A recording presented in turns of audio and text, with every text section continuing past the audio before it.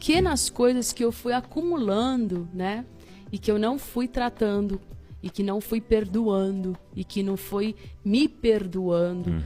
E ali também, o que eu falo? Que isso abre portas, né, no nosso espírito para Satanás pintar e bordar. Então eu tinha uma opressão espiritual muito grande de pensamentos de morte, de que você realmente não tem valor, que você não é tão legal, por que você está aqui. Só que mal eu sabia que isso era uma trajetória de vida, porque quando eu estava na barriga da minha mãe com 4 meses, eu morri.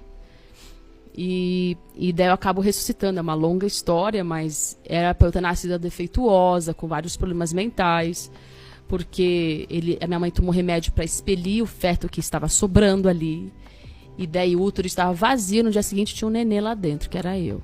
Então assim, é umas histórias meio loucas. Entendi. Só que esse lance do espírito de morte rondava muito a minha vida, e eu não sabia detectá-lo, né? E eu achava que era só emocional, mas era também fisiológico, tudo, né? Acho que é um conjunto de... Eu nunca acho que a depressão é só emocional, só espiritual ou só física. É um conjunto de várias coisas. E aí eu precisei aprender a encarar os meus monstrinhos. Uau. A gente precisa, às vezes, parar, olhar a tristeza nos olhos, dar um sorriso e falar, eu vou te enfrentar.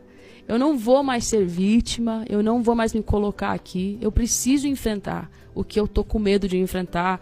Eu preciso enfrentar que eu ainda tenho mágoas que eu preciso perdoar, sabe? Eu preciso enfrentar que eu ainda não entendo o amor de Deus como eu deveria, né? E então foi um longo processo. E o que me curou muito foi a adoração. Adoração? Porque quando eu adorava Deus, tudo desaparecia. Parecia que estava tudo bem. Então o que eu fazia? Começava a adorar mais, e adorar mais.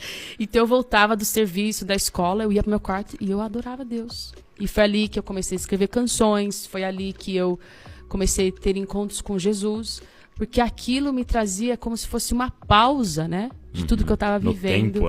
No tempo, e ali também Jesus me curava, né? E foi um processo que eu olho para trás, parecia tão longo, mas hoje eu acho, para mim parece tão curto, comparado com tudo que eu vou viver ainda.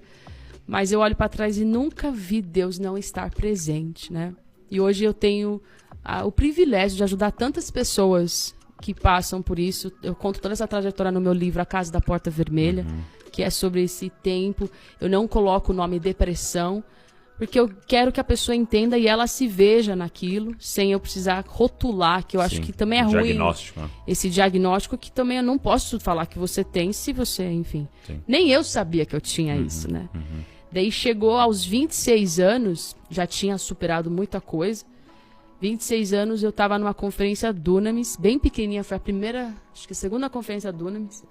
E havia um profeta e ele falou assim, eu estava no fundo, eu nem tinha cantado nada, eu estava lá no fundo. Fica de pé. Eu fiquei de pé. Ele falou assim, hoje o espírito de morte é quebrado na sua vida. Ele falou, por 21 anos você tem lutado com isso. E hoje ele é quebrado.